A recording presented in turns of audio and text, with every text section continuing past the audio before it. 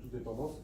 Et on a du coup aussi un nouveau cadre comptable du coup, qui a été établi par l'autorité des normes comptables en France.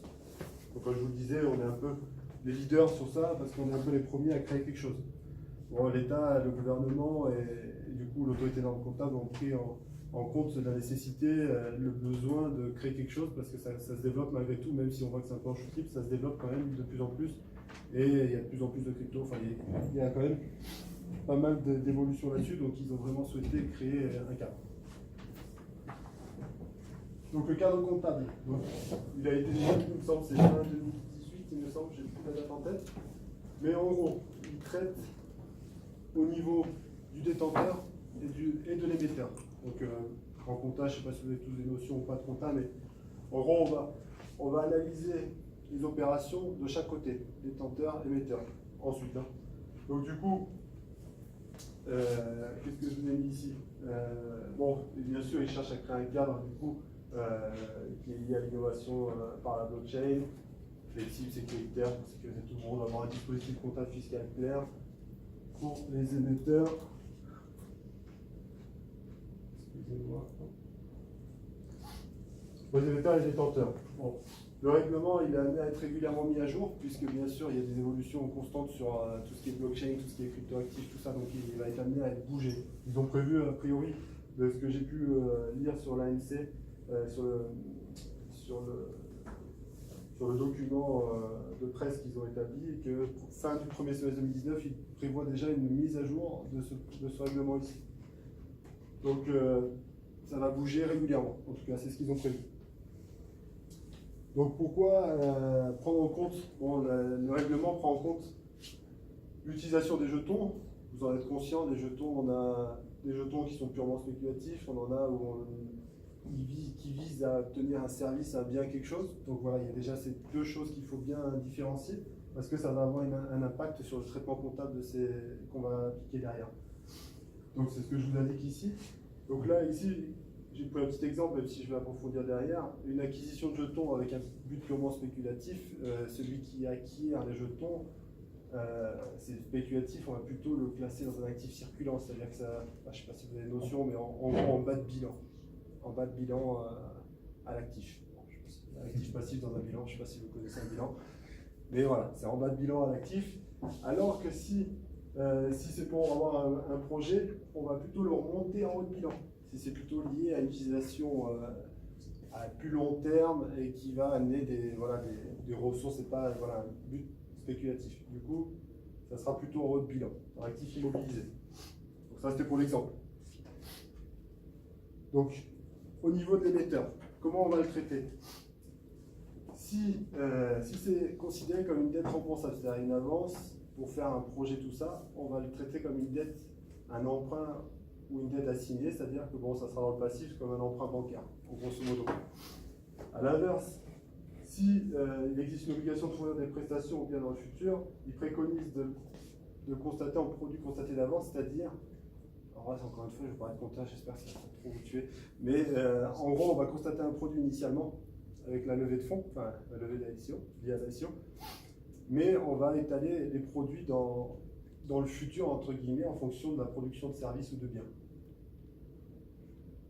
C'est pas très concret, j'imagine, pour vous, mais en gros, on va étaler le produit dans le futur. Le chiffre d'affaires, tu veux dire? Voilà, le chiffre d'affaires. Voilà, pas pour moi un chiffre d'affaires, mais bon, on va dire un chiffre d'affaires, ça parle peut-être plus à tout le monde. Mais ça veut dire que fiscalement parlant, la TVA va être impactée dans le temps ou elle est impactée à la clôture, à la réalisation du service? Parce que là, normalement, c'est quasiment de la prévente qu'on est en train de faire. Donc, normalement, fiscalement parlant, aujourd'hui en France, si j'émets un jeton pour un service, qui représente en fait un utility token, normalement, je dois impacter logiquement pour tout autre service, je devrais impacter la TVA au moment de la souscription du jeton. Donc là, on est en train, si je comprends bien, de créer un cadre spécifiquement pour les jetons. Moi, ça me pose une question parce que d'un point de vue constitutionnel, on a une différence de traitement entre les business models qui seraient conçus sur la base de jetons, des business models traditionnels qui font aussi de la prévente de services. Alors qu'il suffirait juste d'injecter un mode de jeton pour tout de suite tomber dans le cadre ICO. Donc là, c'est une différence de traitement flagrante entre les deux aspects. Donc comment, en termes juridiques, on va valider ça au niveau de la Constitution? Alors là, vous parlez du fiscal, du coup, du point de vue fiscal, on est d'accord, hein. Là, on parlait uniquement de compta. Le fiscal, il faudra, a priori, j'ai pas étudié trop sur le sujet au niveau de la fiscalité parce que ça bouge aussi là-dessus, ils n'ont pas encore vraiment déterminé le traitement de tout ça.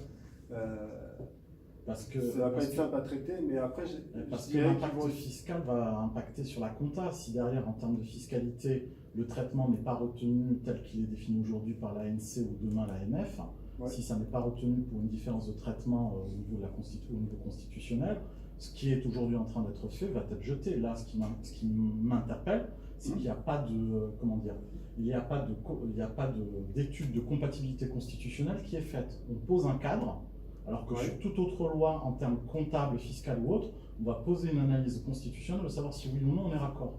Et là, de ce que vous dites... Je suis d'accord, le cadre juridique n'est pas encore créé, parce que ça sera par la loi Pacte, alors à partir de là, sur ça, il n'y a pas de cadre juridique. Donc on est sur un cadre comptable. Donc ça veut dire qu'en termes de stabilité sur ce cadre-là, le temps que la loi soit posée, validée par l'ensemble des deux chambres, et possiblement attaquée ou pas juridiquement au niveau, au niveau du Conseil constitutionnel, on a une latence de 3 à 4 ans dans laquelle on sera encore dans le flou. 3-4 ans, je pense pas que ça soit... Parce que les derniers recours...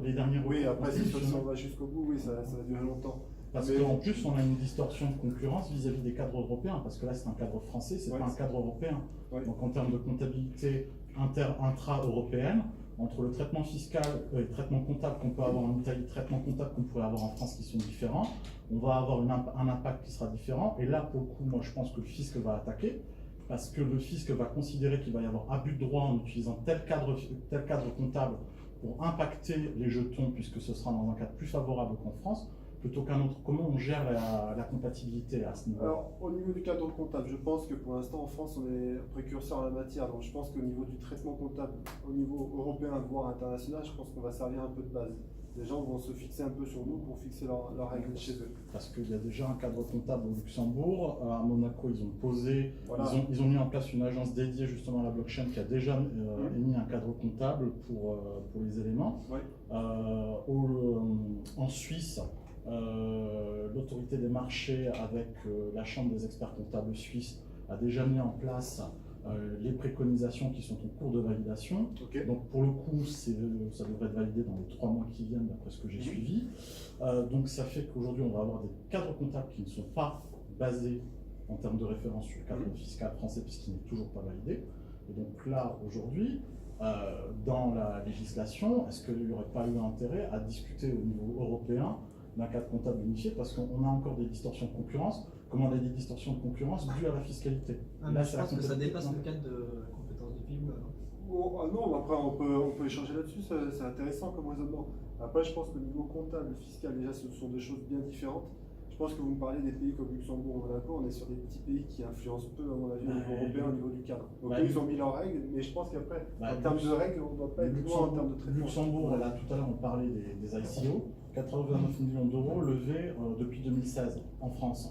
Luxembourg, on a levé 345 millions depuis 2016. Donc, bien sûr, je comprends bien ça, mais après, je prends dans le sens en termes de poids au niveau européen, en termes de poids, tout ça, je pense qu'on a plus de poids de nous en termes de tout ça que le Luxembourg, même s'ils ont levé un peu plus, je pense. Mais si on a un cadre sur lequel les entreprises ne vont pas pour des raisons fiscales, typiquement ici on a eu une ICO, une boîte qui a fait une ICO, qui est venue ici, qui a levé 13 millions, ils ont fait leur ICO, ils ne l'ont pas faite en France, ils l'ont faite en Suisse. Donc c'est-à-dire qu'à un moment donné, ils ont fait leur calcul par rapport à des normes comptables qui ne sont pas françaises mais qui sont suisses. Et ensuite ils ont rapatrié le résultat. Attention, hein, quand même. Si toi tu as acheté des jetons, tu dépends du cadre comptable avec la société, tu dépends du cadre comptable français. En tant qu'entreprise émettrice, si moi je crée une... mais il n'y a pas que le côté émetteur. Non, mais je suis d'accord. Mais moi je suis entreprise, je fais une ICO. J'ai pas aujourd'hui intérêt à la faire en France à cause du cadre. Donc moi je vais la faire dans un pays qui... mais c'est pas un cadre, c'est pas le problème du cadre comptable, c'est le problème du cadre fiscal. Oui, mais tu as le cadre fiscal, mais derrière ça veut dire quand même que si tu fais ça à cause d'un cadre fiscal, tu vas aller te domicilier dans un pays où tu vas être obligé de suivre les normes comptables. C'est ça que je suis en train de dire. Donc ce que je suis en train de te dire, c'est qu'aujourd'hui il y a déjà des pays qui sont en avance en termes de cadre comptable, parce qu'ils ont déjà des opérations. En avance ou pas? Parce que est-ce que c'est. Aujourd'hui, tu n'as pas eu, comment dire, de C'est pas parce qu'il y a une défiscalisation que c'est bien. Oui, mais là, tu parles en termes de défiscalisation. Moi, je suis en train de te parler en termes de requalification comptable des différents éléments, des différentes opérations qui sont faites. Elles ne sont pas requalifiées. Donc, comptablement, elles sont considérées comme valides dans ces pays-là. Alors, ils ont déjà adapté, ils ont déjà justement adapté. Et après, vous avez le traitement qu'ils ont dans ces pays-là, vous connaissez? Comment ils le traitent du coup? Pour le coup, je pourrais vous envoyer la doc parce que c'est une amie parisienne qui a fait justement la comparaison des cartes fiscales et comptables des pays. Je vous donnerai les coordonnées puisqu'elle a fait un mémoire de 40 pages dessus. Donc comparatif sur 13 pays, si je dis pas de bêtises. On pourrait le faire circuler à tout le monde. Ouais, mais je pourrais le diffuser. On peut peut-être avoir ça. En tout cas, il faut que je regarde si elle peut le diffuser. Pardon. Ouais, non, mais avec plaisir. Après, c'est intéressant. Après, je pense que au niveau aspect comptable, il n'y aura pas une grande différence. Je pense sur le traitement, peut-être des mots différents qu'ils appellent dans leur compta chez eux, mais en termes de traitement, je pense qu'on a quand même des principes au niveau international qui se correspondent de pays en pays. Donc, je pense que ça ne doit pas trop être déconnant en termes. Ça ne doit pas être trop différent, je pense. Après, en fiscalité, je pense qu'il y a des disparités. Comme tout le monde le sait, de toute façon on a bien les paradis fiscaux, on a bien tout ça, donc j'imagine bien qu'il y a des disparités là-dessus. Surtout que c'est assez long à traiter au niveau fiscal en France, c'est assez long, ils ont du mal à les traiter. Vous parlez tout à l'heure de l'application de la TVA. Je pense que même eux, c'est un peu comme Léo sur le crowdfunding. Au début, il n'y avait pas de TVA, après ils nous ont dit sur les préachats, on soumet la TVA, machin, enfin, ils le prennent au fur et à mesure sur les traitements fiscaux. Donc je pense qu'on aura un peu de réponse dans la foulée. Au niveau, surtout comme vous disiez tout à l'heure, est-ce qu'on est TVA à 100% dès le début, on étale? Moi je pense que ça va être lié à ce qu'il va y avoir derrière. Si vous me dites que c'est plutôt sur du service ou de la livraison de biens, peut-être qu'il y aura un étalement ou pas. Enfin, je pense qu'il y aura une conséquence avec sa réforme fiscale sur ce qui sort du jeton. Parce qu'en France, peut-être vous le savez ou pas, mais le régime fiscal est différent si vous êtes sur une prestation de service ou sur de la livraison de biens. Donc du coup, je pense que le jeton va en dépendre aussi. Donc du coup, on étale, si on a des produits ou des services qu'on va établir dans le futur, on va étaler le produit. À défaut de ces deux points, si on ne rentre pas dans ces deux points, on constate tout en chiffre d'affaires directement. Grosso modo pour l'émetteur. On produit du coup, mais Léo il aime bien le chiffre d'affaires, donc je peux faire bien le chiffre d'affaires. Voilà. Bien sûr, en plus, il doit y avoir une mention en annexe. L'annexe, je ne sais pas si, encore une fois, je parle de compta, l'annexe, c'est une partie intégrante des comptes annuels. Donc les comptes annuels, il y a le bilan et le compte de résultat, plus l'annexe. Donc l'annexe, ça vient amener des informations supplémentaires sur ce qu'il y a dans les comptes, entre guillemets, qu'on ne pourrait pas comprendre juste à la lecture des chiffres. Donc c'est le cas, par exemple, pour les cryptoactifs. Donc il nous informe, on doit informer plutôt en annexe la nature du projet, les différents effets de l'offre de jetons sur les états financiers, qu'on ne pourrait pas lire comme ça dans les états financiers, donc dans le bilan ou compte de résultat, et les informations spécifiques liées aux jetons, les modalités d'émission, tout ce qu'il peut y avoir là-dessus. Donc ça, il y a une mention à faire en annexe en plus. Au niveau du détenteur, tout dépend de l'intention de l'acquéreur des jetons, donc du détenteur.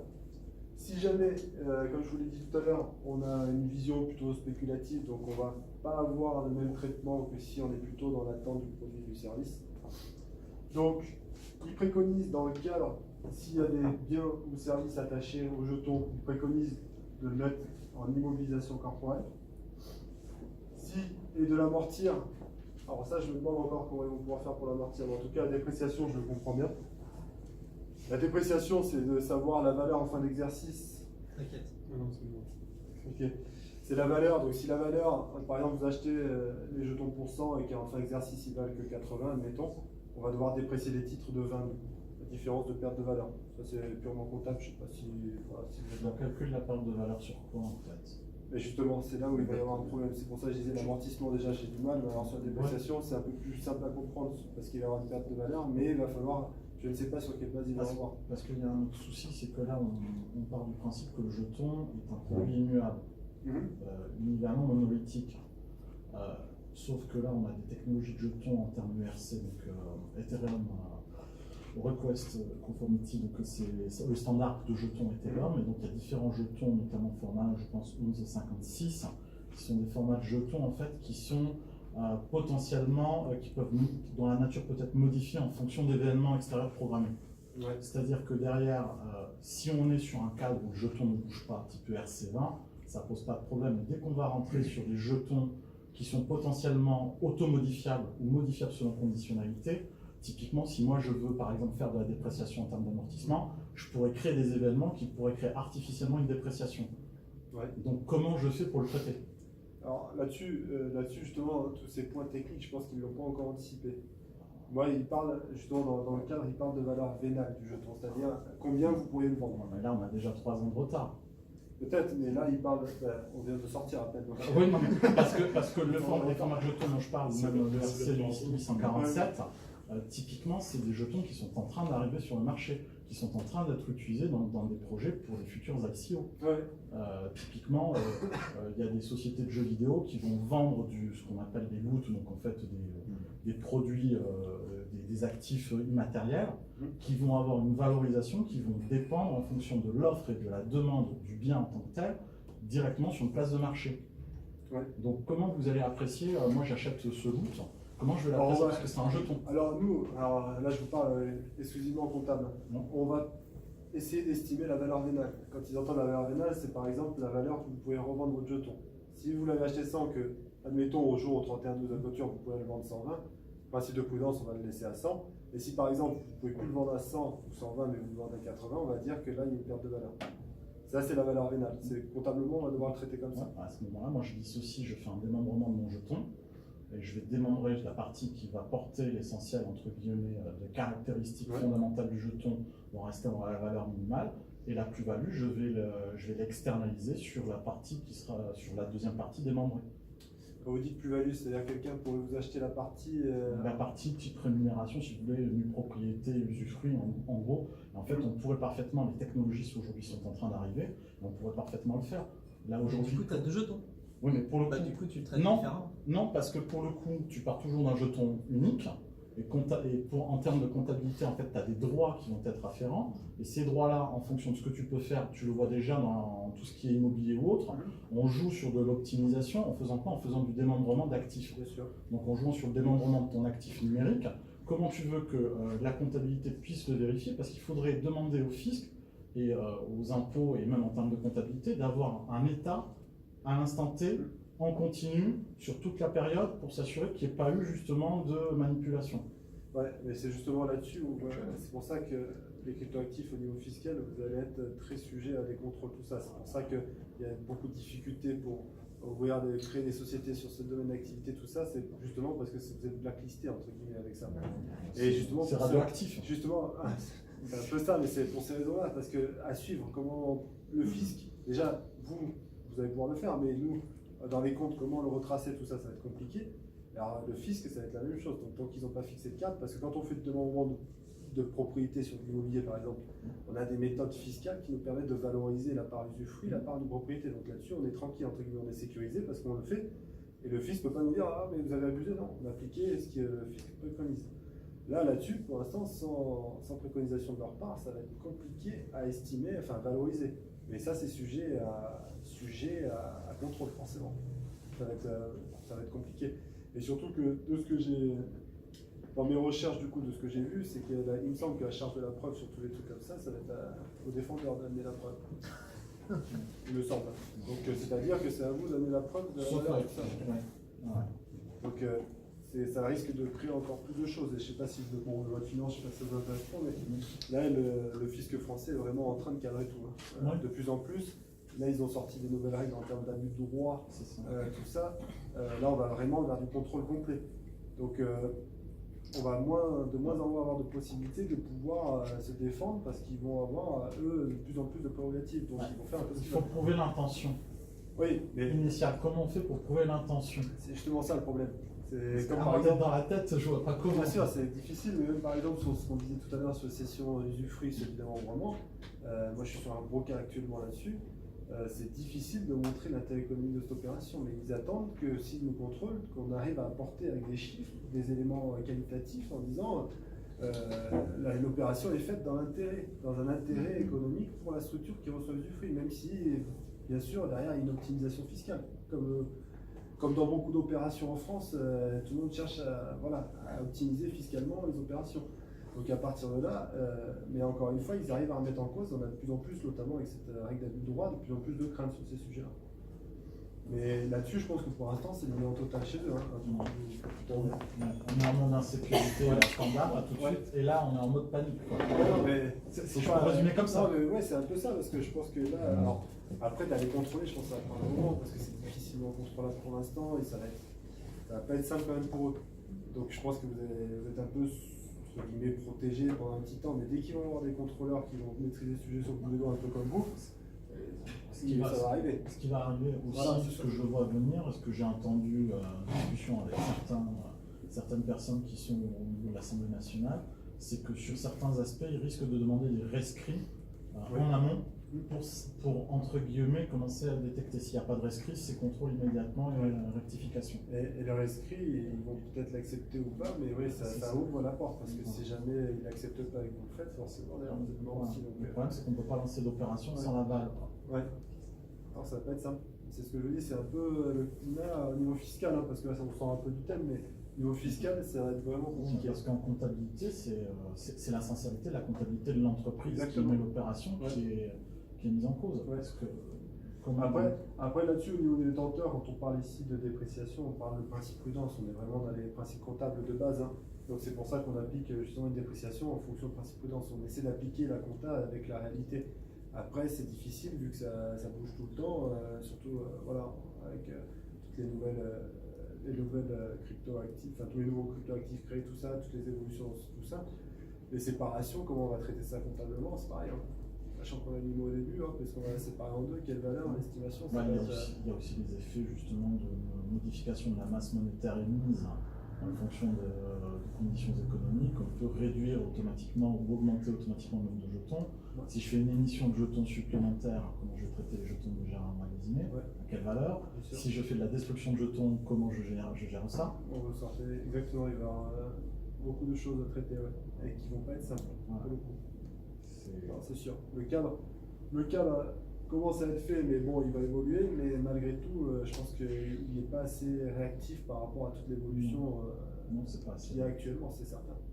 Mais après, cette administration, le pouvoir public, c'est sûr que c'est lourd.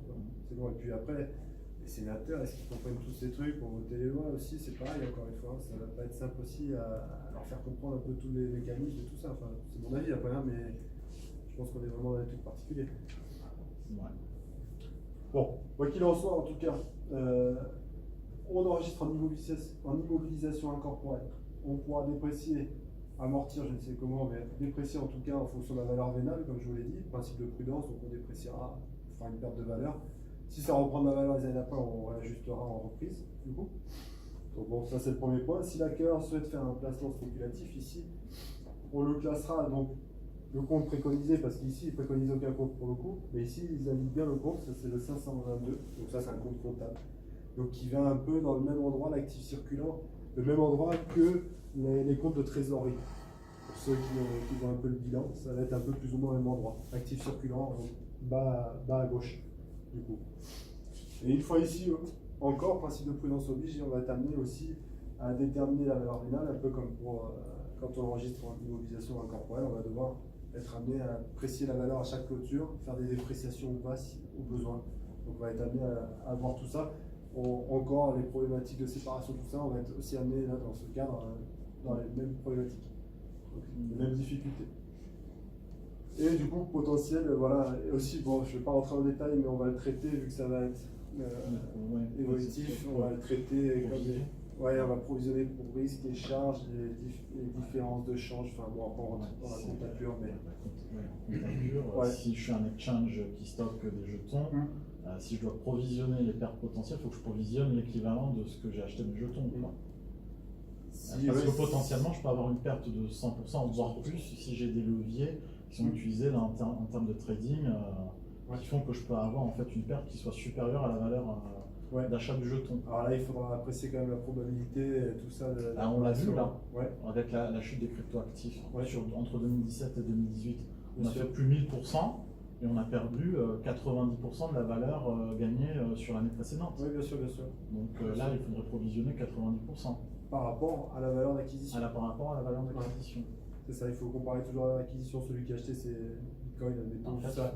Au début, là, il n'a pas perdu grand-chose. En fait, il faudrait quasiment comptablement et même en termes monétaire, enfin pour l'entreprise, si elle achète justement des jetons dans ce cadre-là, en fait, se dire qu'au lieu d'acheter un, je mets deux pour pouvoir justement gérer la perte potentielle, puisque je peux avoir une perte de 100% de valeur. Ouais. Alors après là-dessus, il faudra bien analyser dans chaque... pour nous, hein, comptablement, on va devoir traiter. Il faudra qu'on regarde toutes les modalités d'émission, il faudra qu'on apprécie vraiment bien l'émission de jetons pour voir un peu les potentiels risques et potentiels impacts qu'il pourrait y avoir en fonction.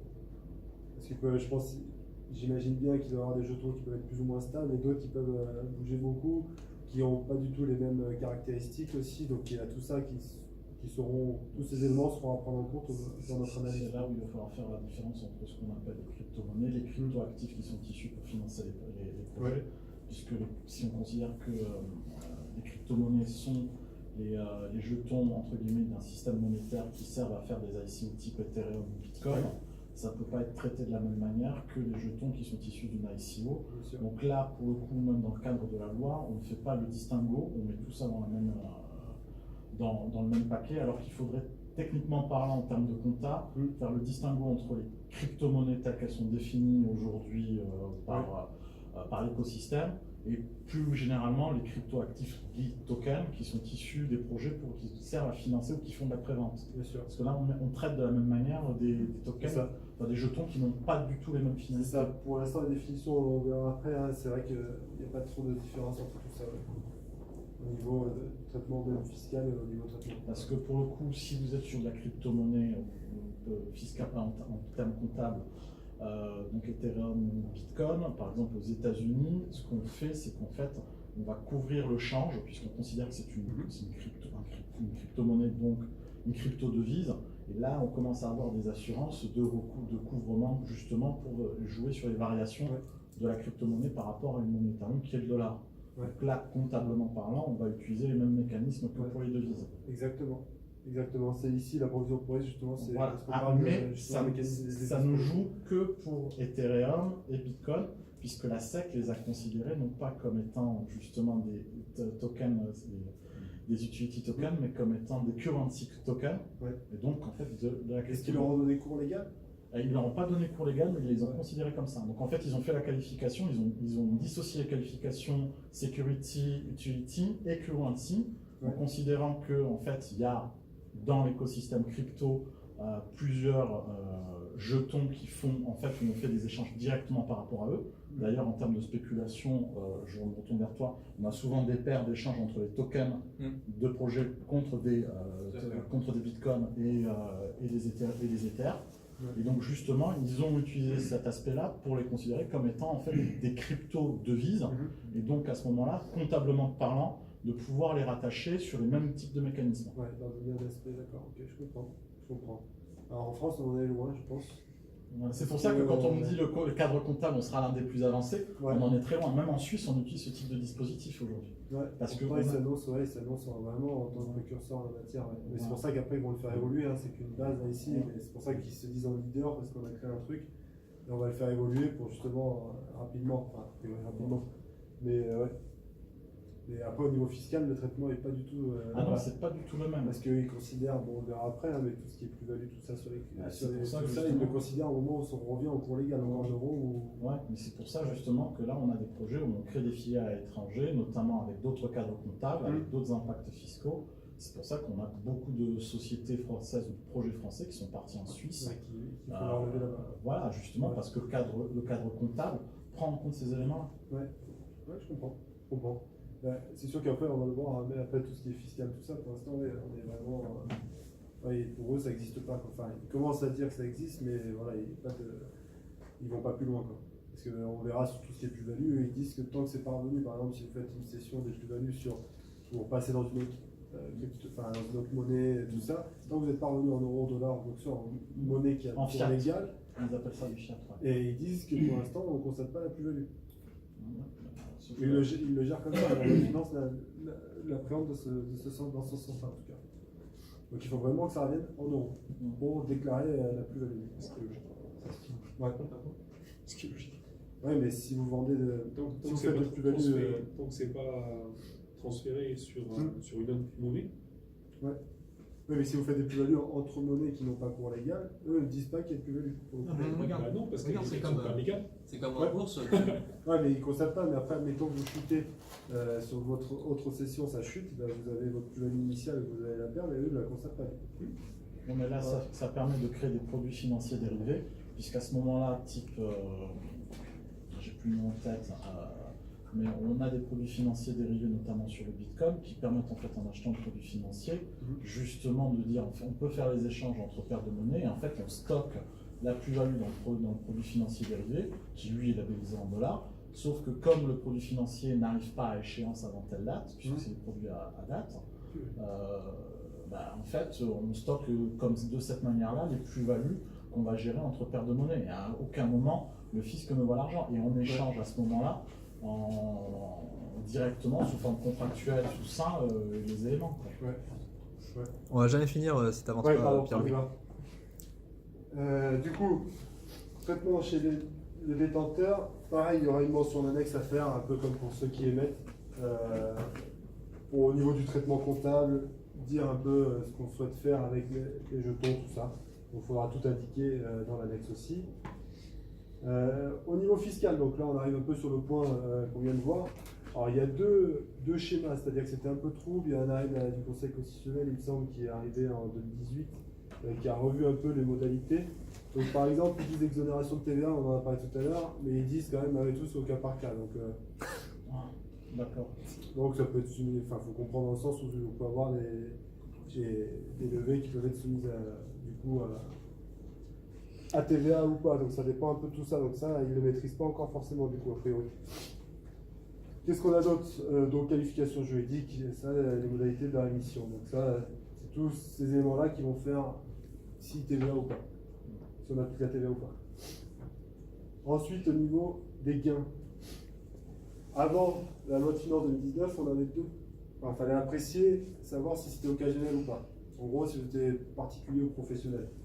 Si c'était occasionnel, on était sur le régime des plus-values sur bien meubles, donc taux fixe 9%, plus paiements sociaux 17,2 maintenant, abattement en fonction des durées de détention à partir de la troisième année. Bon, c'était du classique. Et si on était sur les titres habituels, donc professionnels, disons, on était sur plutôt un assujettissement au régime des BIC, donc des bénéfices industriels et commerciaux. Et donc là, on avait un taux fixe 19%, plus 17,2, pas de déduction des moins-values réalisées, formulaire spécifique à envoyer. Je ne sais pas si vous avez été amené, vous, à en faire pour le coup, mais normalement, il faut bien tout déclarer. Bon, je pense que pour l'instant, on est un peu à l'abri, mais bon, ça arrivera un jour où on le fera moins. En qualification possible, donc, bien sûr, le fisc préfère les BIC parce qu'il taxe plus lourdement, parce qu'on ne bénéficie pas des abattements, tout ça. Donc, à partir de là, ils aiment bien voir si c'est occasionnel ou pas, et ils apprécient, encore une fois, le titre habituel ou pas, dans leur sens, entre guillemets. Donc il n'y a pas de définition. Non, pas de définition précise pour le coup. Alors, c'est problématique. Habituel, et je pense que c'est, voilà, vous faites régulièrement, comme habituel, quoi. Vous en faites régulièrement, si vous occasionnel, c'est une de temps en temps, je pense, pour eux. Enfin, après, si j'ai une occasionnelle, après, il n'y a rien encore, il n'y a rien de sorti encore là-dessus. Ouais, si j'ai une occasionnelle où je fais 150 000 € de bénéfices, et si j'ai de occasionnel, et si j'ai une habituelle où je fais au global sur l'année 3 000 € de bénéfices, je suis plus lourdement taxé logiquement sur celle où je fais 3 000 € plutôt que sur celle où je fais 150 000 €. Ouais, non, mais c'est pour ça qu'ils verront en fonction de leur appréciation. Je pense qu'ils seront intelligents de voir si on qualifie ou pas en fonction justement de l'importance des plus-values réalisées, tout ça. Je pense que du patrimoine aussi. Ouais, combien ça représente du patrimoine. Il y a beaucoup de choses à regarder et je pense que c'est pas encore clair. Donc je pense qu'il n'y a pas de contrôle qui a été effectué dessus. On n'a pas de retour de jurisprudence bien précise. Enfin, on n'en a pas d'ailleurs sur des cas de contrôle pour le moment. Sur crypto-monnaie? Ouais. Je vous mettrai un lien avec un crypto-trader que je connais qui a eu des cas pour ses clients justement. Oui, où il y a eu des contrôles et une jurisprudence, ils sont allés jusqu'au bout. Jurisprudence, ils ont demandé un certain nombre d'éléments. Pour l'instant, c'est en stand-by parce que derrière, il y a une demande. Les avocats ont fait des demandes auprès de l'administration fiscale de justifier le cadre légal sur lequel ils s'appuyaient pour faire les demandes. C'est ça, ok. Ouais. Pour l'instant, ça fiche comme ça, mais dès que ça va bouger, bien sûr. On va avoir après justement l'exemple qui va nous permettre d'avoir l'idée de l'administration fiscale. Et l'administration ne veut pas répondre parce qu'elle a peur de faire une mauvaise jurisprudence. C'est ça, justement. Et souvent, il y a eu des cas, pas sur ça, mais sur d'autres sujets où justement ils disent rien et puis ils laissent tomber le contrôle pour éviter justement de faire les cas des exemples entre guillemets pour avoir des problèmes derrière. Voilà. Et pour le moment, il ne se passe pas grand chose, même si bon, il y a déjà des cas de contrôle, mais qui ne sont pas allés encore jusqu'au bout, pour le coup. Mais bon, il y a une requalification assez possible et réalisable pour l'administration fiscale en cas de contrôle. Les nouveautés, est-ce que je vous ai mis ça? Oui, c'est les nouveautés.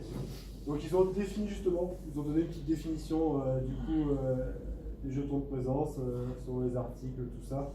Le fait générateur de la plus-value, donc on l'a dit juste précédemment, c'est le retour en monnaie, enfin en euros du coup, ou en autre devise ayant cours légal. La plus-value, elle se calcule prix de cession moins le prix d'acquisition, du coup logiquement, et elle est soumise à imposition.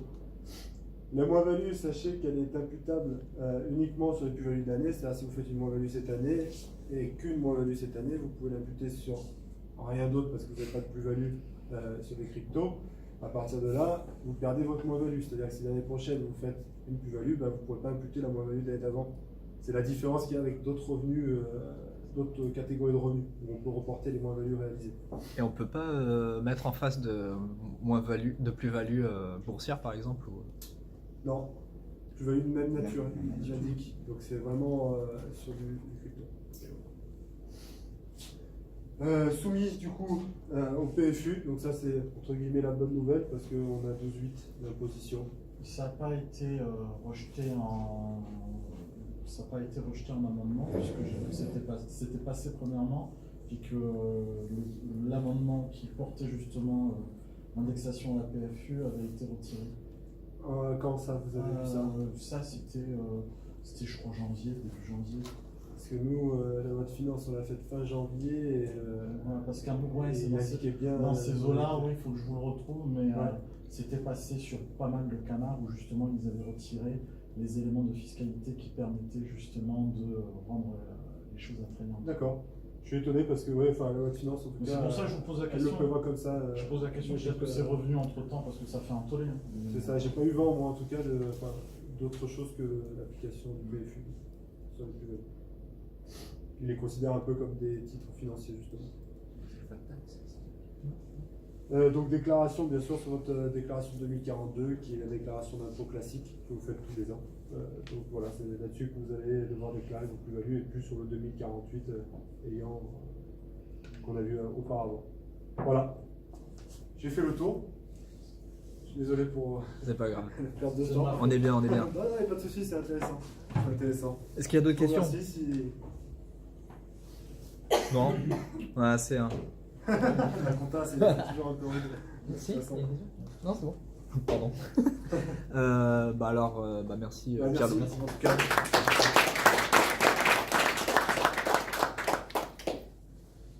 Élodie, je te laisse te présenter et présenter la suite.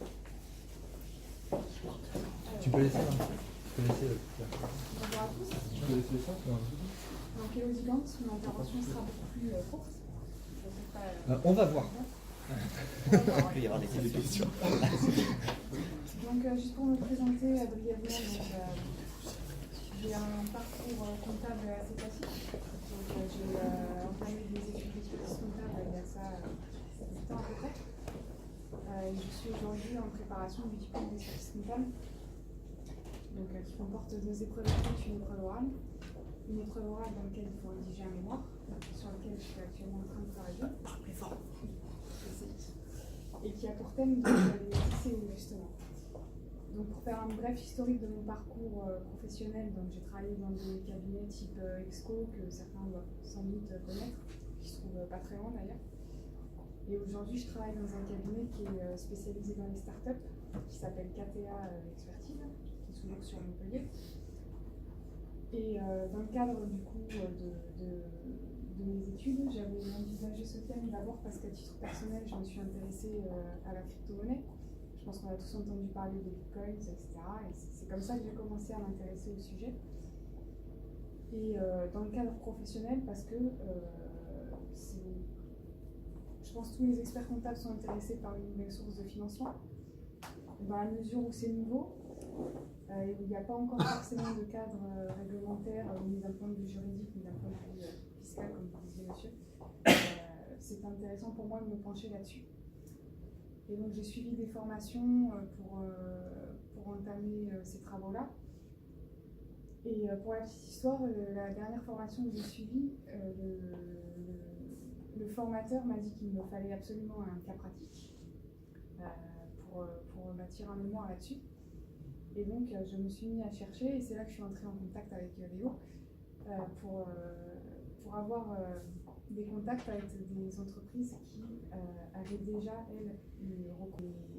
Je cherchais donc dans l'assistance, ici ou ailleurs, et si vous avez des contacts, n'importe qui serait disposé à m'ouvrir un peu les portes de son entreprise et de sa comptabilité pour que je puisse prendre exemple sur ce qui a été fait et échanger sur les problématiques qui ont été rencontrées dans le cadre de financement de ce type-là.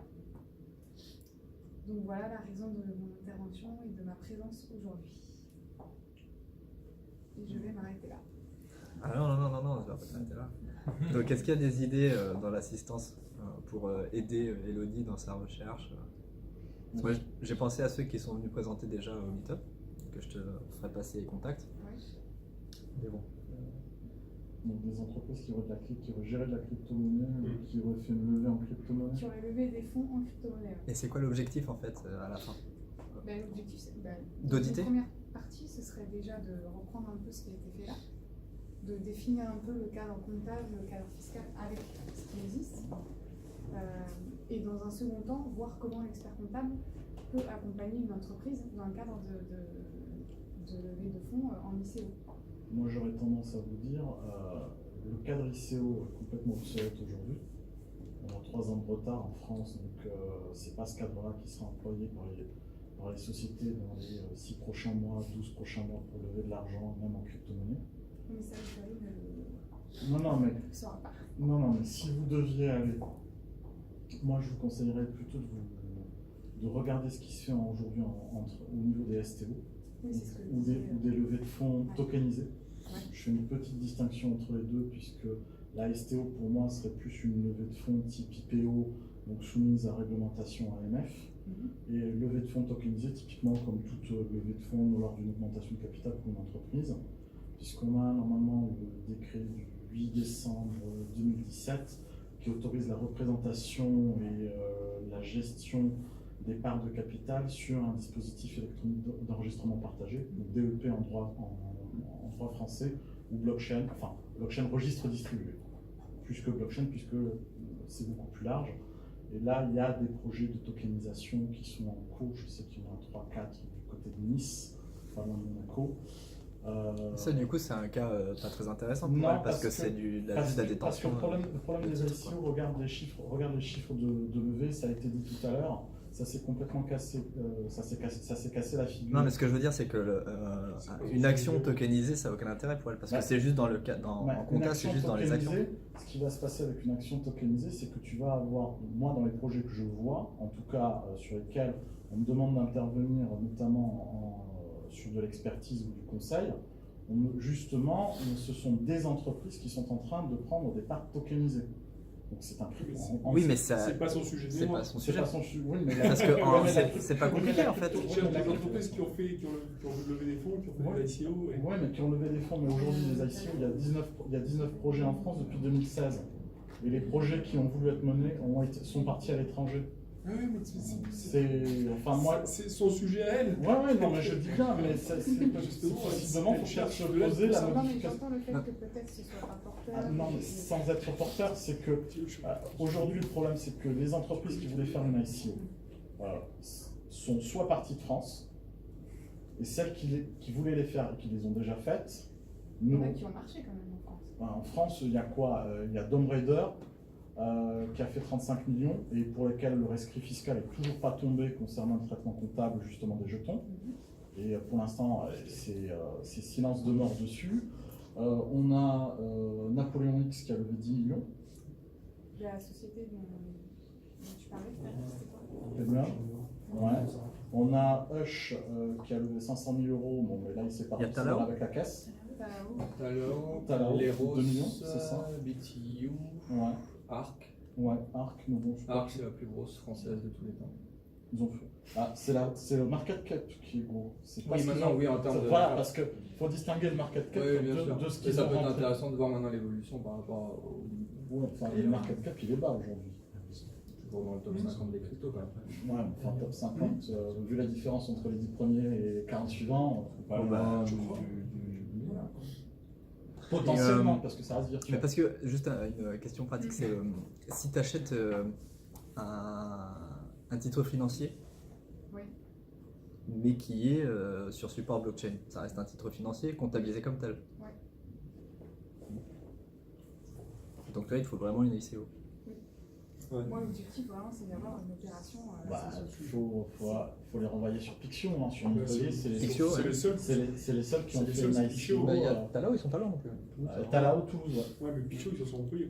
Quoi. Ouais, alors, Pixio, c'est particulier parce qu'ils ont quand même utilisé une structure en Suisse pour porter la Ouais, mais ICO. ils sont quand même Oui, pas mais, ici. oui, mais justement, le problème, Mais c'est que là, si ce on. qui serait intéressant pour elle, c'est de savoir comment ça a été géré comptablement. Ah, mais comptablement, on a deux structures. Donc, in fine, on a contingenté toute la partie, je vais dire, radioactif des jetons en En Suisse. Suisse.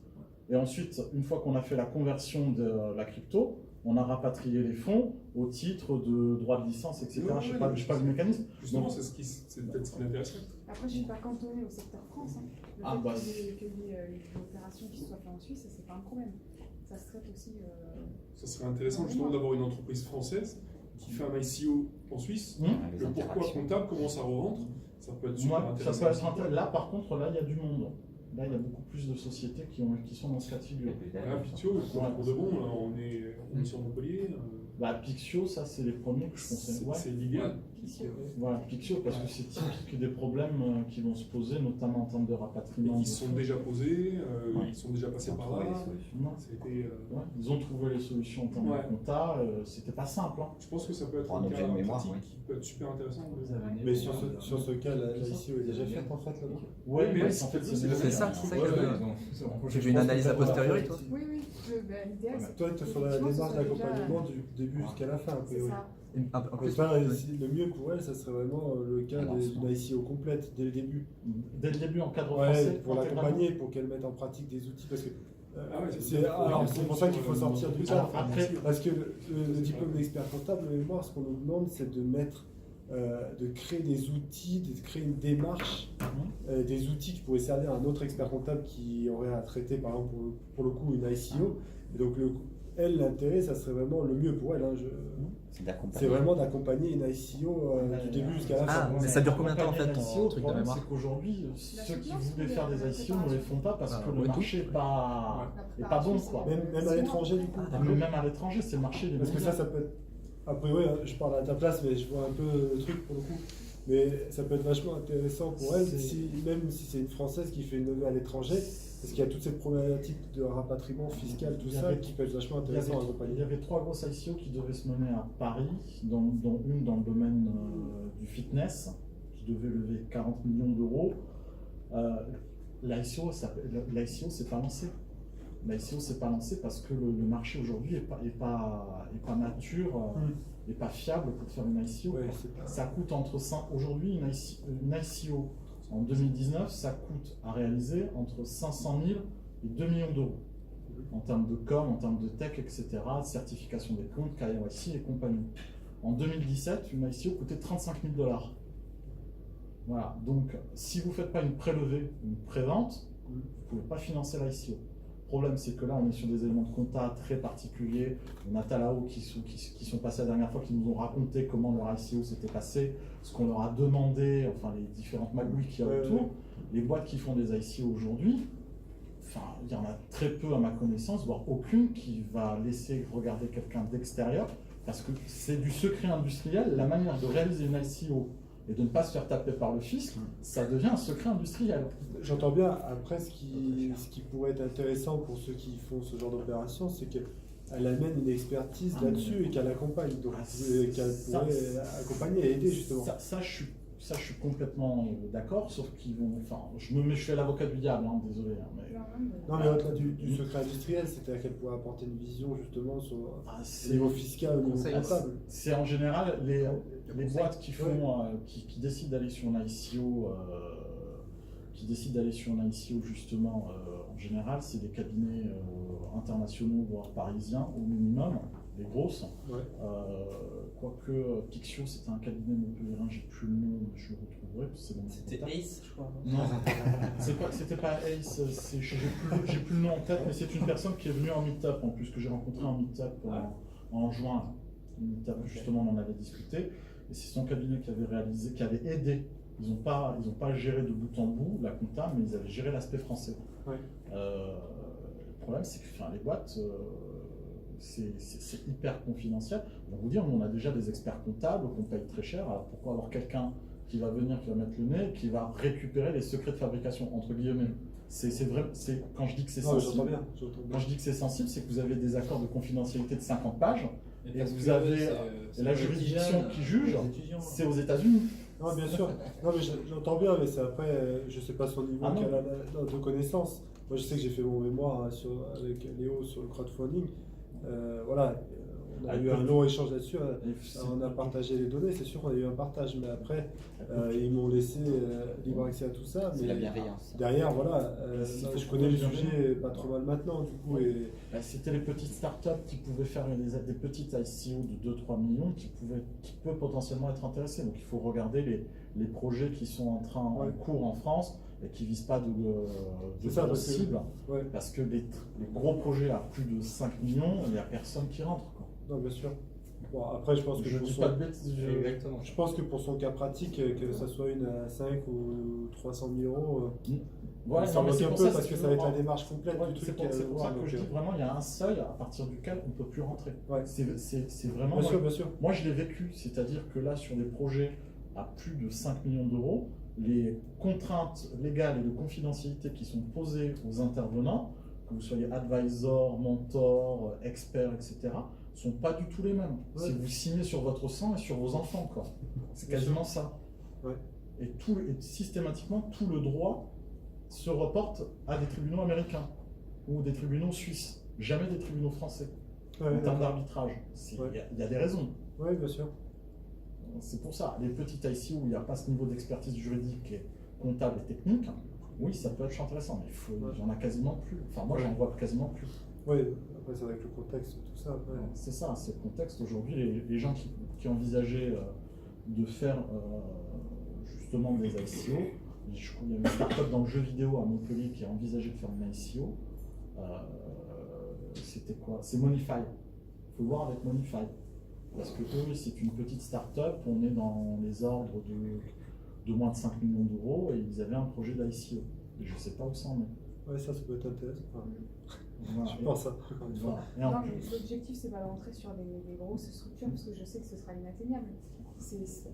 Même sans avoir les chiffres, sans avoir de visu sur les bilans, déjà de rencontrer des gens qui ont fait ces démarches-là pour avoir leur ressenti, les problèmes qu'ils ont rencontrés, ce serait déjà intéressant pour moi, même sans avoir accès à leur compte forcément. Oui, non, mais ça j'entends bien, mais il y aurait Pixio à voir, il y aurait Monify.